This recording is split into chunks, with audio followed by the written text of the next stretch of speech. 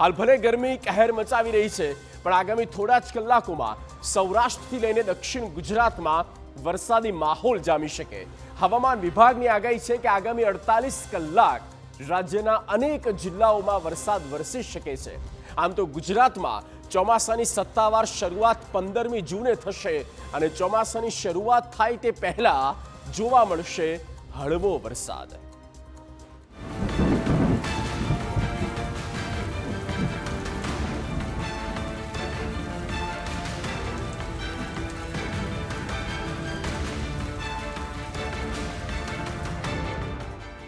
ચોમાસાને લઈને સારા સમાચાર।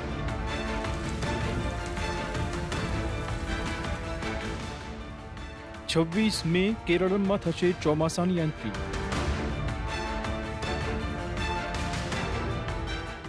હવામાન વિભાગે કરી સત્તાવાર જાહેરાત।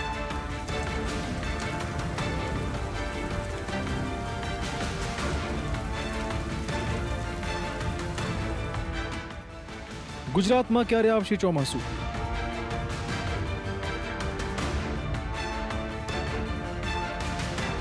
ચોમાસા પર હવામાન વિભાગની નવી આગાહી। એક તરફ દેશના અનેક ભાગો અસહ્ય ગરમીનો સામનો કરી રહ્યા છે, ત્યારે ભારતીય હવામાન વિભાગે ગુજરાત સહિત તમામ રાજ્યોમાં ચોમાસા અને હીટવેવ મુદ્દે મહત્વપૂર્ણ આગાહી કરી। દક્ષિણ પશ્ચિમ ચોમાસું આવતા અઠવાડિયે કેરળમાં દસ્તક દેવાનું છે, પરંતુ આ વખતે ચોમાસાની ગતિ ઘણી ધીમી રહેવાની છે, જેના કારણે સમગ્ર દેશને કવર કરવામાં સામાન્ય કરતાં વધુ સમય લાગી શકે છે।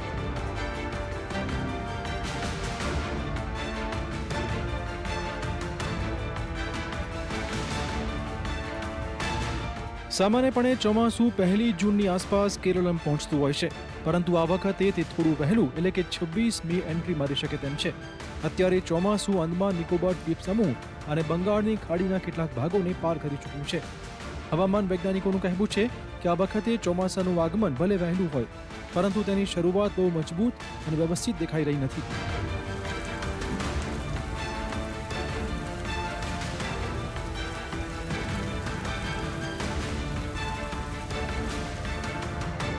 આ વખતે ચોમાસું સમગ્ર દેશને કવર કરવામાં સામાન્ય કરતાં ક્યાંક વધુ વિલંબ કરી શકે તેમ છે। ખરેખર તો સામાન્ય રીતે ચોમાસું 35 થી 38 દિવસમાં સમગ્ર ભારતને કવર કરતું હોય છે, પરંતુ આ વખતે તેની ગતિ ધીમી રહેવાની આશંકાઓ છે। જૂનથી સપ્ટેમ્બર દરમિયાન 7 થી 14 દિવસ સુધી ચોમાસું અટકી શકે તેમ છે, જેની સીધી અસર ખરીફ પાકની વાવણી પર પડશે। આઈએમડીના અંદાજ પ્રમાણે આગામી થોડા જ દિવસોમાં ચોમાસું સમગ્ર દક્ષિણ ભારતમાં છવાઈ જશે। કયા રાજ્યમાં ચોમાસું ક્યારે એન્ટ્રી કરશે તેની વાત કરીએ તો 26મી મે કેરળમાં, 1 જૂને તમિલનાડુમાં, કર્ણાટકમાં 1 જૂને, આંધ્રપ્રદેશમાં 4 જૂને, 5મી જૂને તેલંગાણામાં, જ્યારે કે ગોવામાં 7મી જૂને ચોમાસું આવી રહ્યું છે।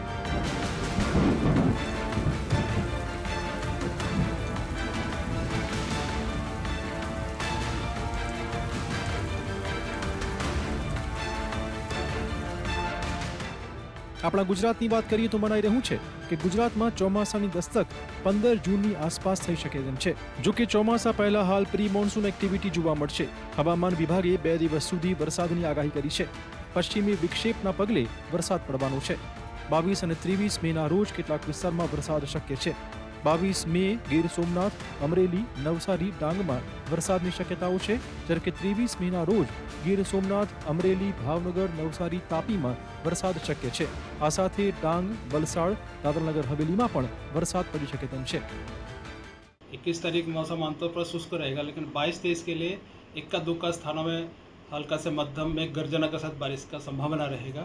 मेनली जो डिस्ट्रिक्ट 22 तारीख को हम दे रहे हैं, गीर सोमनाथ, अमरेली, दीव, नवसारी, वलसाड, दमन, दादरा नगर हवेली, डांग के लिए दिया गया है। और जो डे 3 23 तारीख को 23 मई को लिए दिया गया है, सेम डिस्ट्रिक्ट आएगा, उसके साथ सौराष्ट्र कच्छ में भावनगर ऐड होगी और जो दक्षिण गुजरात में तापी डिस्ट्रिक्ट इसमें ऐड होगी। उसके आगे मौसम शुष्क रहेगी। અંબાલાલ પટેલની મોટી આગાહી। રાજ્યમાં વરસી શકે છે હળવો વરસાદ।